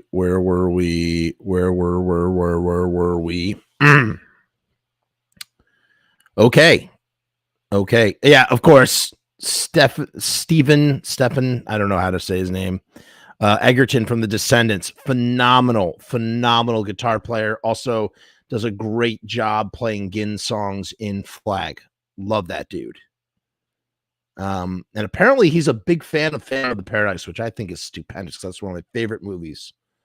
Right over here, I have a not a ginormous, but I have a Phantom poster. Love MP, but they ain't punk. They were more of a hard rock version of Motorhead. Yeah, man. Yeah. I will. What hill will you die on? What hill are you going to die on, Jake? I don't know. Amy, oh my Lord, we haven't seen you in so long. How are you? Welcome to the show. Welcome, Amy. Better than Bobby Steele. Who? You got me salivating over my mystery guest. I'll tell you who it is, Rue. I will let you know. If you're a Patreon, you will find out after Sunday, March 27th. You will find out for sure. Oh my God, these comments are. Oh man, you had COVID too, Amy. I also caught COVID. My whole family caught COVID, Amy. It was terrible. I hope you're feeling better. I hope none of your family members got COVID, and if they did, I hope they're feeling better too. Feel better, Amy. Terrible. Not fun. COVID is not fun, you guys. Shouldn't have said the C word on here. Darn it. Dang it. Just really messed up with that. All right, let's keep going. All right, and the Bashful Puppies. Signature move, fire-breathing Southern punk outfit. Really? Bashful Puppies stood out in a couple of different ways. One, they owed as much to 70s Camaro rock as to classic punk. Two, half the personnel were women. And while singer-guitarist Blaine Cartwright growls superbly from both his throat and fretboard, much of their sonic blitzkrieg is down to the gonzo virtuosity of his wife, Reuter Soys. She rages across every stage the hard touring band play, handling her Gibson SG like the genetically modified love child of Angus Young and Johnny Ramone. Okay. You know, I'm going to check this out because I'm very curious. I've never seen video of them playing live. But I am very, very curious. Here we go. Dr. No of the mother effing Bad Brains. Yes. Of course it's going to be on the list. Oh man, Amy was hospitalized for 2 weeks. Man, that's rough, Amy. That's rough. Well, listen, if you're on YouTube, that means you must be getting better. I hope you're improving. Keep resting up and wishing you a very strong, full recovery. Truly. Yeah, it is the new C word. I agree. Let's not even go there, guys. We don't need that. Yes, I agree. Glad that Amy is getting better, truly. All right, Dr. No, Bad Brains. I have had the pleasure of seeing Dr. No twice with the Bad Brains. I saw the Bad Brains at CBGB's right before CBGB's closed down. And I also saw about a year before CBGB's closed down. And I also saw the Bad Brains on a boat sailing around Manhattan. And, you know, I think that I think Dr. No is just, he's the best, dude. He's the best, man. You cannot friggin' comprehend the just the ferociousness. I don't know, that's not the right word. He is just, he's unbelievable. Sorry, my language is failing me right now. My language is failing me. Okay. He is, oh, what the hell just dropped? Oh. He is just a juggernaut. He's a juggernaut, man. And I mean, you look at it's, you know what it is? It's the speed along with the precision. Dr. No is all about precision. He plays those albums note for note, the songs note for note. It's not sloppy. So he's got that precision and he's got that speed and he's got the chops. He's got all of it together in this package. And what's crazy is, you know, I'll tell you, the first time I ever heard the Bad Brains, I thought it was just a bunch of skinny, angry white dudes, straight up. My little 15-year-old brain was like, that's just what I pictured. So when I saw a picture of 4 black dudes with dreadlocks, I was like, that's the Bad Brains. Talking about like breaking your perception of what a band, what kind of music a band looks like versus what kind of music a band plays. And not only that, every other song is a reggae song. Like it's mind-boggling. I just really am blown away by the Bad Brains and the performance. You watch those videos of them, you know, not HR in the aughts was, you know, he's not as proficient as he used to be. Let's read on. As hardcore inflicted grievous bodily harm upon land speed records and societal norms, early hardcore, notice hardcore is spelled with DC capitalized right there. Heroes Bad Brains stood out. They were not only the earliest of thrash outfits, but they were likely the best musicians to tackle the form. I would agree, man. I would agree. They were so skilled at their instruments, and that's because they have a background in jazz, man. They were really into jazz before they discovered the Pistols album, and then the Bad Brains name comes from the song Bad Brain off of the Ramones' Road to Ruin. So once again, the Ramones touch is there. Guitarist Dr. No is especially adept, spewing volleys of 16th notes like some people yawn. This American Rasta was, it kills me that I could not wax poetic the way that this person is writing about the Bad Brains, because they're just doing it justice. This American Rasta was like one of the earliest metal guitarists working within a punk format. That's an interesting observation, because they would go full, not full on metal, but they would move in a more metal direction with Eye Against Eye, and really with what was it, Voyage into Affinity? Was that the album? I forgot, the one where HR literally came back into the band to do the vocals, then he was like out again. I think it came out in 87 or 89. I don't know. Then like the rest of his brethren, he could not stop on a dime and down. Wait, he could stop. Sorry, I'm not reading properly. But this is interesting. He says, this American Rasta was like one of the earliest metal guitarists working within a punk format. Then, like the rest of his brethren, he could stop on a dime and downshift into the slowest, deepest dub reggae. It's truly astonishing. That's the thing about the Bad Brains. They're on this spectrum, man. They're on this spectrum where they're going from punk to reggae and back again, and just right. It's called Quickness. Thank you. Quickness 1999. Voyage into Infinity is the song off of the Quickness, I think. But you know, it's funny. The band Sublime, which we've talked about on the channel before, I love Sublime. The reason why I love Sublime is hugely influenced by the Bad Brains.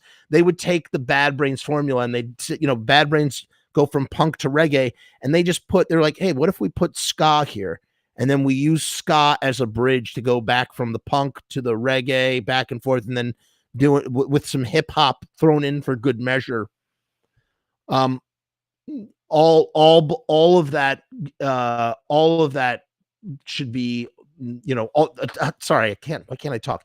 Tip of the hat to the Bad Brains for that, in that kind of way. Let me see here. Kid Congo Powers. Okay. Now, I know who Kid Congo Powers is. He played not only in the Gun Club, but he also played for the Cramps.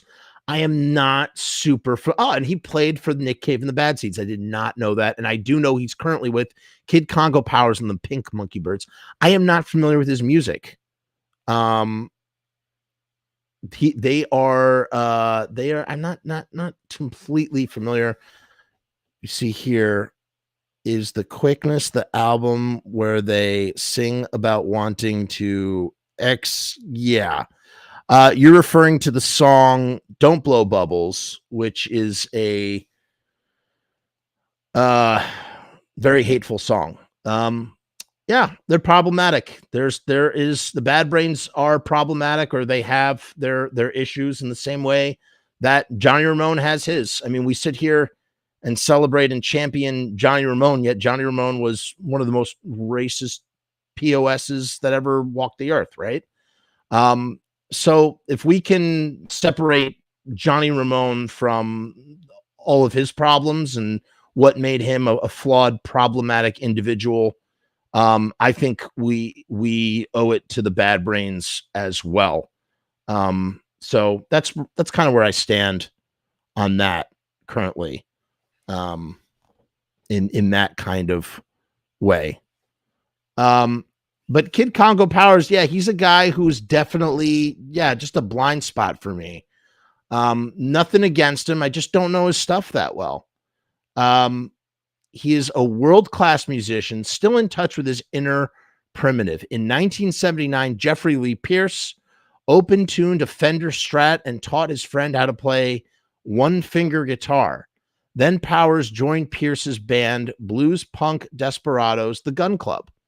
Powers still tunes to that open chord, still chords with one finger, and remains the world's most crucial avant-punk six-stringer. His CV, his resume, reads like a who's who of the most musically advanced roots punk outfits. All have benefited from his stinging, beautiful tone and caress. So I've definitely listened to a bunch of Nick Cave and the Bad Seeds. I don't know if I've ever heard a Cave album with Kid Congo on it. I've never listened to the Gun Club. I've definitely listened to the Cramps. I don't know if I've listened to the Cramps with Kid Congo on there. And I've never listened to the Pink Monkey Bird. So it is definitely something that that was into that I need to dive into. He was racist. How? Bad Brains HR was really homophobic. He got a pass. I don't know if it was just HR who was homophobic. I think maybe the whole band might have been homophobic. I don't know. But in terms of Johnny Ramone, I mean, I think we all know what kind of person Johnny Ramone was. Okay. Like, it's obvious. I don't know, man. We're not really like, I'm not really here to like, I mean, yeah, like, of course it's not that I'm not calling it out either. This is not me calling it out. That's interesting that you call out JR's racism. Kudos, Jeff. Joey's my favorite Ramone, but I still had JR in my top 5. I'm thinking Dr. No instead of Johnny, but he was the punk guitarist. I'm not calling out JR's racism. I'm just acknowledging that it's part of who he was, man. I mean, it's a fact. It's not, and he didn't particularly like Jews, and they didn't like a lot of people, frankly. And, again, the Bad Brains do have these problems as well. I'm not giving anybody a pass. I'm just saying, I'm talking about guitar players and their music. I'm not here to, I very much, I love these bands. I love the music that they've made. It does not excuse their behavior in any which way. And I don't know what else to say about it in this moment, in this time. So I'm going to just move on, but it would be wrong not to at least acknowledge, the fact that yes, those things are there. They're there. They're 100% there. They can't be denied. I am going to move on though. Bob Mould, for someone who wanted Husker Du or was talking about Husker Du, you got Bob Mould here. What's that song? Green Eyes, maybe? Signature move. Bob Mould manages to crunch and jangle. Now, those are interesting words to use for guitar players. Crunch and jangle, often at the same time. It's so funny because those are such abstract sort of words, but I know exactly what the writer is saying when they use the word crunch and jangle. In Husker Du alone, he pioneered and defined defined a few American punk eras, hardcore, pop punk, and early stirrings of alternative rock. These changes all occurred as his songwriting grew. His guitar work grew with it. He's always appreciated and utilized the MXR distortion and pedals sawtooth wave grit, employing an eventide harmonizer electronically, creating a 12-string-like ring as 60s pop melodicism sank more into his work. Best heard on Flip Your Wig. Is it Husker Du? Husker Du did Zen Arcade, right? I don't know. They have a song called Big Green Eyes or Green Eyes or something. Great song. Husker Du was a big influence on Frank Black. We were talking about him earlier. I could understand why he would be on this list. Makes sense to me. I don't know. I'm not all the only album I have is Zen Arcade, which the concept album, I believe it is. Yeah, it's called Green Eyes. Of course, Wayne Kramer is here, but you know who I don't see here, and it's upsetting to me. It's upsetting to me because we have Wayne Kramer, but we don't have Fred Sonic Smith. You have to have Fred Sonic Smith, man. You have to have Fred Sonic Smith and Wayne Kramer are both phenomenal players, and you just can't have one without the other. Let's see if he even does get acknowledged. Wayne Kramer defines the term guitar hero. He and fellow bandmate Fred Sonic Smith ruled the 60s Detroit rock scene. Kramer was nominally the lead guitarist, but he and Smith locked into contrapuntal flights of fretboard fancy. I love this writer. Whoever this writer is a phenomenal writer. Let's look up what contrapuntal means. Contrapuntal means a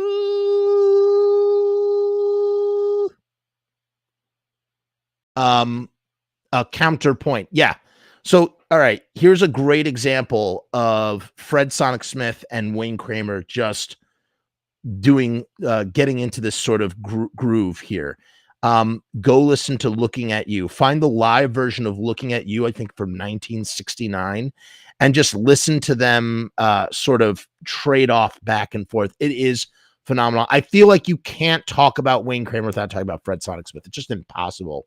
The heady mix of free jazz improvisation, Chuck Berry raunch, and the Yardbirds' feedback-drenched experimentation gassed up the MC5's guitaristic engine. They were also pioneers of customized guitars. Witness Kramer's American flag motif Strat. where both guitarists he was Wayne Kramer went to jail for many years, and he has a program called Jail Guitar Doors or Guitar Jail Doors, and it's about it's a great program for giving convicts guitars so they learn how to play music. I think it's awesome that he gives back in that kind of way. And yes, he still has that iconic American flag Strat, still plays it. He's been playing that guitar for 55, 57, almost 6 decades. He's been playing that Strat, and he's releasing a new MC5 album, which I think is wrong, especially because he's not doing it. First of all, he's not doing it with Dennis Thompson. And even if he was doing it with Dennis Thompson, should Dennis Thompson and Wayne Kramer be speaking for the rest of the MC5? I don't think so, personally. I did get to see the MC5, DKT MC5. DKT is the name of a gang down to KILL. They had they had the guy from Mudhoney. They had Handsome Dick Manitoba. Talk about problematic situations. Handsome Dick Manitoba, Mudhoney Dude, some interesting females. So your Sun Ra opened for them. Sun Ra, who was also a big influence on the Stooges, opened for them in Central Park. It was a free concert. MC5. Michael Davis was on bass. It was Michael Davis, Dennis Thompson, and Wayne Kramer. And it was such a privilege, such a treat to be able to hear all of those MC5 songs live with those guys, watching Wayne Kramer play, just crank out those songs. It's awesome. Awesome. Really great. You agree? Fred Sonic Smith is right up there. Me too. Uh-oh, this is frozen. Am I frozen? No. Yeah. Mark Arm. I saw Mark Arm front DKT MC5. So I saw him front Wayne Kramer, Michael Davis, and Dennis Thompson of the MC5. It was really, really great. Phenomenal. Yep, called it out. Wayne Kramer in the MC5. Have you ever heard the song Looking at You? It's definitive. Of course, especially with those synchronized guitar moves, which somehow the synchronization of the visual guitar moves somehow makes the music sound even sweeter in some way, shape, or form. Yeah, kick out the jams, mother effer, of course. There was also Kramer's idea of playing the amp, cranking it so loud that overtones spill all over the place. It's just, here it is. Oh no, that's Ramble and Rose and Kick Out the Jams. This is the remastered of Tartar Field, but this Tartar Field gig is where they do that version of Looking at You. Okay, here we go. We got Greg Ginn here, for anybody who was asking about Greg Ginn of Black Flag. Black Flag, the Hermosa Beach riot squad that helped initiate hardcore grunge, stoner rock, and doom metal. We were talking about that if Black Flag never broke up, that they would probably be somewhere in that grunge scene, in some way, shape, or form. Stoner rock and doom metal saw endless lineup changes across the years. The only essential member, I would disagree with that. We've been seek out, if you've not seen on this channel, we did 5 hours on Black Flag on this channel. I think everything we need to say about Black Flag is in those 2 videos. Go seek them out. I'm not going to talk about it right now. But we did a lot of comparing and contrasting of Black Flag versus Flag and where the heart and soul of Black Flag lies. And it is not with Greg Ginn alone. His psychotherapeutic songwriting and loud, aggressive, atonal guitar were their cornerstones. He seemingly tapped into the same free jazz as the MC5 plus the guitar. Oh, I love that idea. Guitar gymnastics of Captain Beefheart and his magic band, doused in Black Sabbath's metallic sludge, then blasted on plexiglass guitar through a solid state PA head, and you get the harsh, discordant, battering ram that was Ginn. Best heard on Damage. I would definitely agree with that. Best heard on Damage. Okay, we got Bob Stinson and the Replacements. I know the Replacements are a beloved band. I don't know if you would consider the Replacements a full-on punk band or if they would be punk adjacent. They kind of seem very much in the vein of like indie rock, maybe, something like that. I don't know. I've never they put out an album called Let It Be, I think is the big iconic, phenomenal album that everybody loves. I've not really listened to any of it, to be honest with you. Signature move as a basement trio called Dog Breath, playing hyperspeed Aerosmith, Ted Nugent, and Yes covers in Minneapolis basement. The replacements were Bob Stinson's band. Then singing and strumming janitor Paul Westerberg changed all that, adding his incredible heartfelt songs. There was still room for Stinson's gonzo yet melodic guitar work. He'd clearly learned a thing or two from 70s metal, but left the parts he didn't like on the cutting room floor. I love this writer. Whoever writes that is just this poetry, man. Instead, he played with an abandon that was clearly intuitive, not premeditated. While hardly lacking emotion, every time he took a lead, he peeled out, saying he'd see you on the other side, and dishing out this haphazardly beautiful cluster of single notes, best heard on Hootenanny. So here's the thing. Here's the thing about the replacements and the Pixies. I would say that you would put the in the same way that the replacements are punk adjacent, you would put Pixies in the same sort of category. They kind of ride this line. Okay, up next we have Donita Sparks. She was on that video with on the punk panel. Remember when Johnny Rotten and Marky Ramone had a big fight, claim to fame L7. I'm not super well versed in L7 either. Of all the original grunge guitarists, L7's classic duo of Sparks and Gardner is possibly the most impressive. Sparks especially stood out with her inside-out blues licks and melodic sense, and for consistently employing the thickest, loudest fuzz box this side of Ron Ashton's. Okay, that's it. Oh, okay, we're getting some Ashton comparisons, which gives me an idea of what Sparks sounds like. That's cool. I need to check that out. Her tone was the dirtiest and widest heard in forever. It may still be. Sparks and Gardner both just seem to want to outdo everyone, dead or alive, on noisy, messy sounding guitars. It annoys me if you're giving Gardner, if you're acknowledging Gardner, which I think you should acknowledge Gardner, put her up there next to Sparks. The two of them should have the slot. That's not fair. I think that's not fair. We got Kim Shattuck. Is that how you pronounce that? Shattuck from the Muffs. R.I.P. She passed away, sadly. Kim was also the first replacement bass player in the Pixies. How about that? It was kind of that was a big FU to Kim deal. And there's a thing where you see Frank Black Francis on the album cover doing this, and it's really supposed to be this. It's this with Kim, and it's supposed to be Kim too. And it's just like, it's sending a message to Kim Deal. It's like, oh, you're going to leave us while we're trying to record an album? That's okay. We'll just replace you with another Kim. That's what it was. It was a big FU to Kim Deal. I'm not, once again, the Muffs are another blind spot for me. Okay. Kim, undisputed leader of 90s Los Angeles garage punk outfit, the Muffs, had an unparalleled ability to growl and scream in pitch.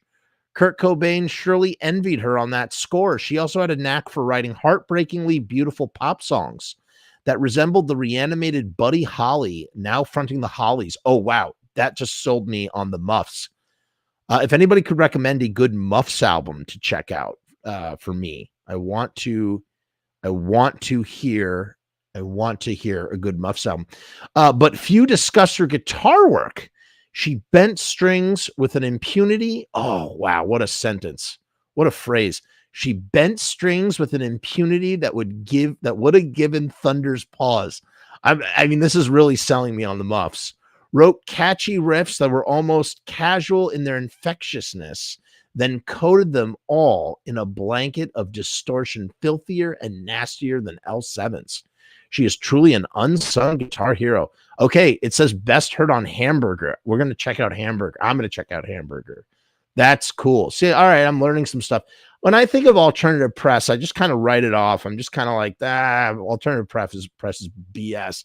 I think of emo when I think of alternative press. I don't think of it as like a alternative rock magazine. But I got to tell you, this writer is selling me on bands that I've never really even blinked at. The Libertines. What? Come on.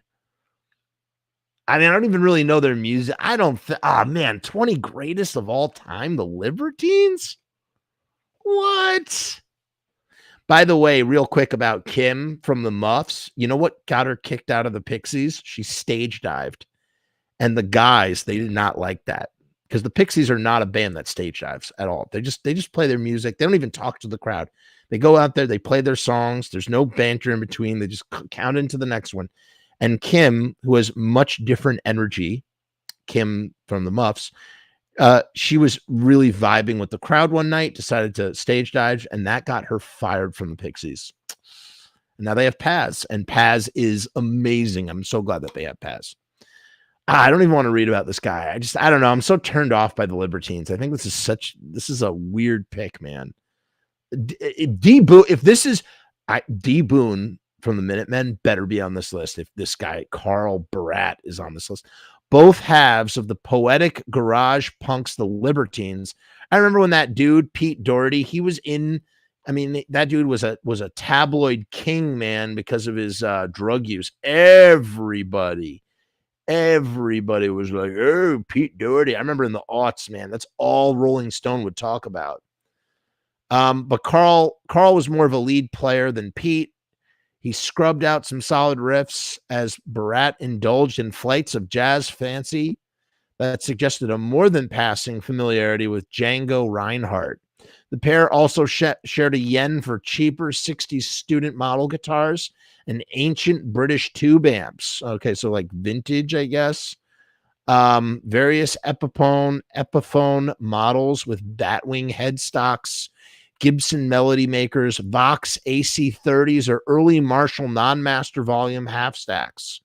This influenced a generation of young Brits. Okay. I don't know, man. I don't know. Here we go. Cheetah. Yeah, Steve, I'm bored. Let's go pick up some little girls or something. All right. That's from Ain't Nothing to Do.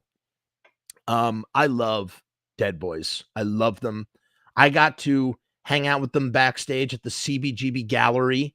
I got to meet Cheetah Chrome, Jeff Magnum, Johnny Blitz, and Jimmy Zero. I didn't get to meet Stiv because he had already passed. I love the Dead Boys. I love that album. We Have Come for Your Children is less than, although I Won't Look Back is a phenomenal song. The bass playing, Jeff Magnum's bass playing on I Won't Look Back is just, so good. But we're here to talk about Cheetah Chrome, man. And again, one of the truest disciples of James Williamson, a dude who was so influenced by Raw Power and just, they burst onto the New York scene. Hilly Crystal, who ran CBGB's, is managing them. And they just, they melted. It's funny. They took like the Ramone sound and they took the Stooges, James Williamson, guitar energy, and they just sort of, synthesized, fused it into this juggernaut, this raw, fast, Pistols-esque music with much more of a bite. The Dead Boys were dangerous, man. I don't mean like literally dangerous, although their drummer did get stabbed like 18 times. I had to have a benefit for Johnny Blitz, the Blitz benefit. But man, oh my God, their music was, the opening track, Sonic Reducer. It really was a Sonic Reducer. I've heard of the Pagans. Never listened to them. But listen, that Dead Boys, like I said, you got to listen to younger, louder, snottier. That is the move. Don't listen to Young, Loud, and Snotty. That's more polished. Cleveland's Dead Boys were a bizarre crossbred mutation of the Stooges and the Three Stooges. Slapstick nihilism, anyone? Theirs was the most Detroit hard rock informed punk extant at the moment when Stiv Bader's pie in the face Alice Cooper meets Iggy Pop stage presence was the icing on the cake. A large part of the Dead Boys' sonic signature was Cheetah Chrome's intense fretwork.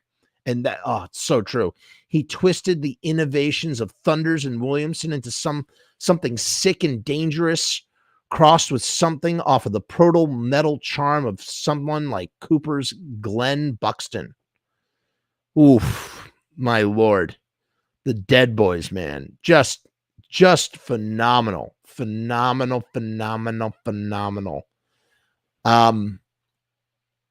Yeah, man, his guitar licks. And you know what's so funny? Jimmy Zero is like really, he's a rhythm player and he just sort of stands in the back. He's just in the back like the whole time, you know, or he's not in the, he's sort of in the background holding things together so that Cheetah Chrome can, as they say, go on flights of fancy. He just, so good. Oh, what. Well, we knew that. We knew that because I said that in the opening. They mentioned Green Day. Green Day, come on. A guitar player? What? I mean, listen, I don't have anything against him. And, you know, the Dookie album is a good album. I definitely like, what's it called? Insomniac is the album. What's the one from 1999?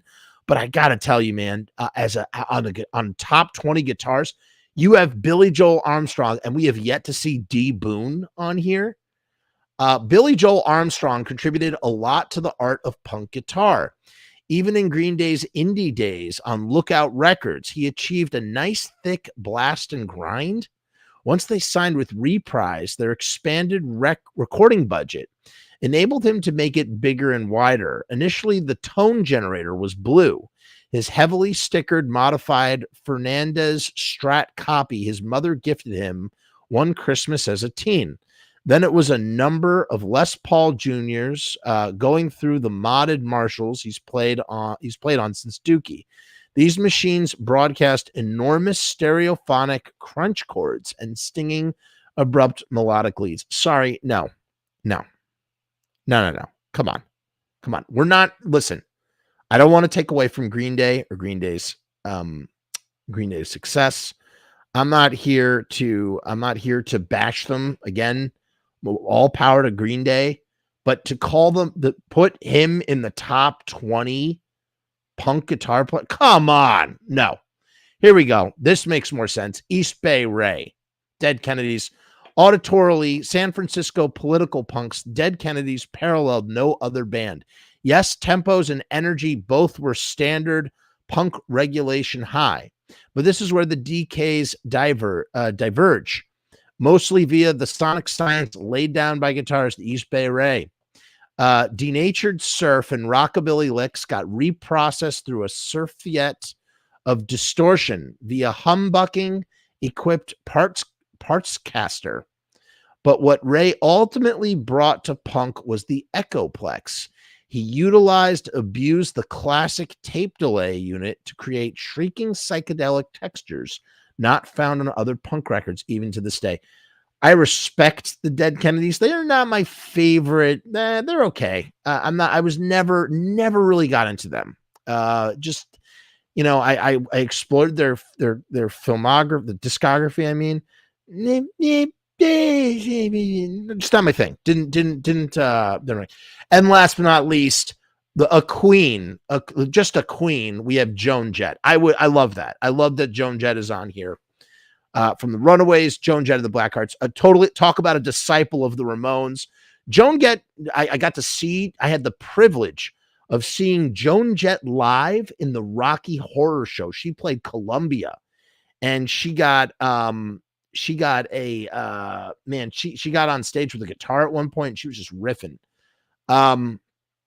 Joan Jett gets universally recognized as woman in rock pioneer, as well as being a great living definition of rock and roll, as say Keith Richards. But what's frequently missing from the conversation is what a great guitarist she is, utilizing a heavily modded Gibson Melody Maker purchased from Eric Carmen of the 70s power pop heroes, the Raspberries. She slashes out mostly solid power chords in all of rock, and her tone is the thickest and juiciest, but she's also a capable lead guitarist. That 2-note bent string lead fest on Bad Reputation is all jet, according to manager, musical partner Kenny Laguna. Had she dropped more such breaks, we might think of her in the same class as Thunders. Wow, that is a lot. That's a big thing.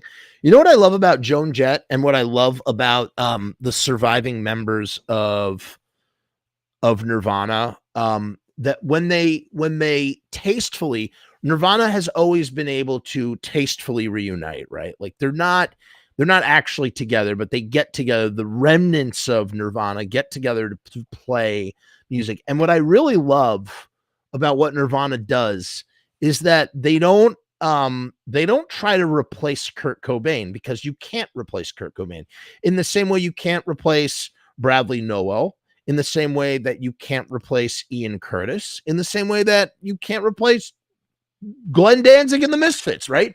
There's so many, you can't replace Joey Ramone. There's so many people, you can't replace them. You need something that is not, like, here's the thing. You do have, I guess you have men, like male frontmen that come in and have fronted this Nirvana sort of. You had Paul McCartney front Nirvana on a track called Cut Me Some Slack. But you had Deervana, the guy from Deer, whatever, that Deer band. You had a bunch of people come in and sort of do Nirvana numbers when they did the Rock and Roll Hall of Fame. What my favorite part was when Joan Jett came in, because to me, I feel like you cannot replace, you can't replace Kurt Cobain with any man. The only way to replace Kurt Cobain is with a woman like Joan Jett. You know what I'm saying? That's what I thought was so beautiful about it. It's kind of like in Macbeth, in Macbeth, when the witches tell Macbeth, no man born of woman can kill you. And so Macbeth thinks that he's invincible and that nobody can kill him. And then he confronts Macduff. And what does Macduff say in Macbeth? The tragedy, the catch. I was untimely ripped from my mother's womb. I am not born of woman.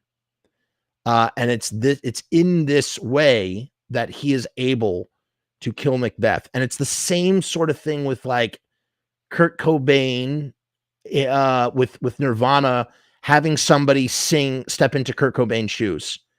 You're never going to, and that's why Joan Jett sounds better with that remnants of Nirvana than any other dude that they get to jump in and sing with Nirvana. It's just never going to sound right. And there's just something magical about having Joan Jett do it. There's no one that's going to fill that dude in, right? So that's why, I don't know. I thought that was a very interesting choice. And I really liked that she did that. Okay, so this was written by Tim Stiegel. Tim, we salute you, because your writing is just it's great, man. It is really, really, really fantastic. I really enjoyed reading this. I really wanted this to be an hour long, not 2 hours long. But what do I expect when we do a list like this, man? This was a long list, 20 entries to get into. I hope you guys enjoyed tonight's show. We do this from time to time. We do we haven't done a deep dive in a while. Night of the Frumess is coming up. If you don't know what Night of the Frumess is, it's a potpourri show. I take a bunch of things that I don't think deserve their own show, that I just briefly want to touch on. And we touch on we run the Juggernaut, and those shows have been really, really fun. So keep your eyes open for those shows. Check them out. Thank you all for tuning in. I really appreciate everybody in the comments. I appreciate all discourse.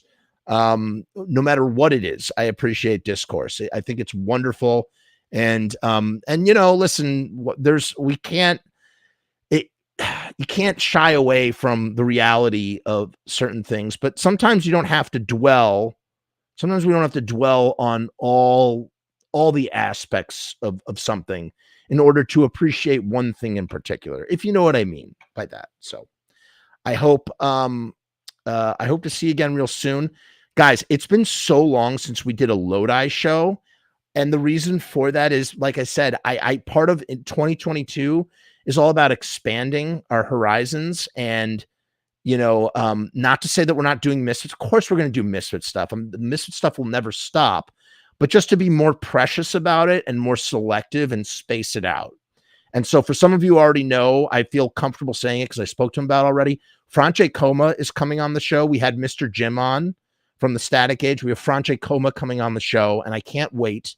That's happening. Like I said, we have another really big guest. The big guest was not Franche Coma that I was referring to.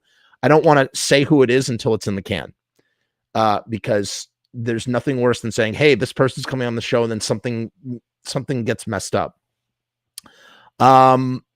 Who else is coming on? We're doing another episode of the Tank Chronicles, the Grimm Tales.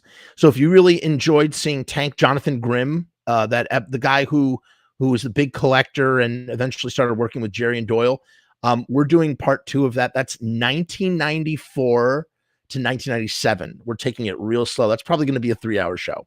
The first one is 3 hours long. We probably will have done 12 hours, all said and done. I could see it going that way. Jim is very easy to talk to.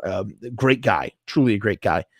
So that is coming up. More Patreon stuff, more content's coming out. Like I said, Patreons, check your notifications. There's a new review, late night taco truck flavored jelly beans.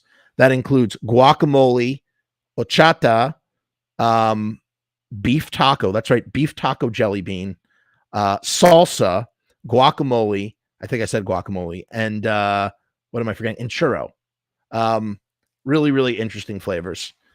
More of that is coming as well. Yeah, Rue, you like Night of the Frumess? I like Night of the Frumess too. I like the Night of the Frumess show because it's low pressure. It's just more of a casual conversation. I don't know. In any case, as always, it's late. I'm going to sleep. Peace and hair grease. And in case you don't know about the Patreon, let me tell you about the Patreon. We got the Patreon. Look, we got the Patreon. You got to check out the Patreon. Hey guys, what's going on? It's Jeff. So I've decided to make a Patreon. What is Patreon? I don't know how to define a Patreon. Let me look it up.